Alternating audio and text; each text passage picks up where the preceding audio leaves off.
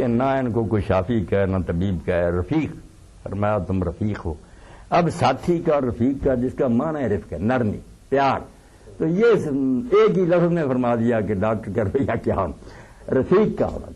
وہ یہ سمجھے کہ کوئی نہیں یار میرا گاہک نہ یہ کوئی اسامی ہے، میرا ہے ساتھی، میرا اپنے گھر کا فرض ہے، اس سے وہی برتاؤ ہونا چاہیے جو کہ رفیق کا رفیق کی طرح ہے۔ رفاقت کے تعلق سے بڑھ کے رفیق صاحب کوئی تعلق نہیں اگر آدمی سمجھے۔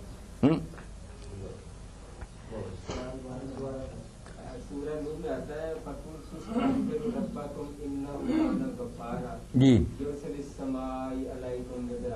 یرسل السماء علیکم، ہاں جی جی۔ جب حضرت عمر فاروق کے دور میں قحط پڑا تو لوگ جو ہے نماز استسقاء کے لیے نکلے، تو حضرت عمر فاروق نے اس دعا جو حضرت نوح علیہ السلام نے کی تھی اور بلکہ لوگوں سے فرمایا فَقُلْتُ اسْتَغْفِرُوا رَبَّكُمْ إِنَّهُ كَانَ غَفَّارًا، تو انہوں نے استغفار کرنے کا یعنی کہ نماز استسقاء نہیں ادا کی، صرف استغفار کیا اور لوٹ آئے تو لوگوں نے پوچھا کہ آپ نے ایسا کیوں کیا؟ تو انہوں نے فرمایا کہ میں نے اس آیا پر مبارکہ پر عمل کیا۔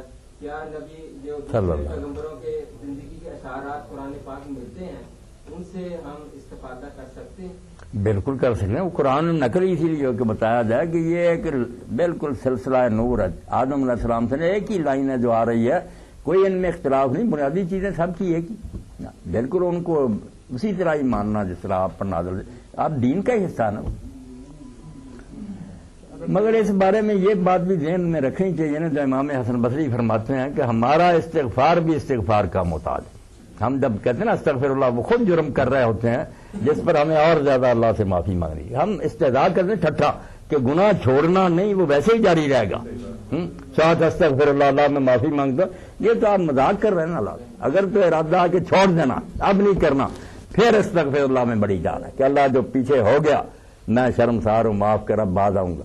اب حال تو یہ ہے نا کہ مسجد میں جاتے ہیں، میرے استاد جی سے وہ پرشین کے منظور حسین شور صاحب وہ فرماتے ہیں بات یہ ہے کہ اب یہ خون بنی آدم سے تو کھیل گیا ہولی، بستی میں گلا کاٹا مسجد میں چھری ڈولی، وہاں جاتے ہیں بس یہ گناہ معاف ہو گئے، مکہ چلے جاتے ہیں سارے گناہ سمیٹ کر، کھا پی کر نہ لوگوں کا سب بخشے گا۔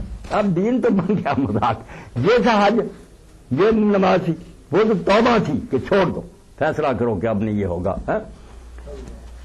اب نیک لوگ کہتے ہیں کہ تم جب حجر اسود پر ہاتھ رکھتے ہو کبھی سوچا کہ یہ پتھر ہے کیا ہے؟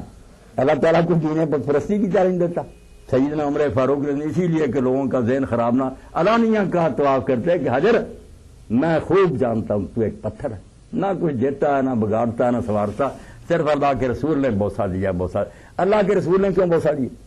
یہ ہے سمبل، جو یہ نہیں سمجھتا وہ جائے گا چومتا رہے گا، ملے گا کچھ۔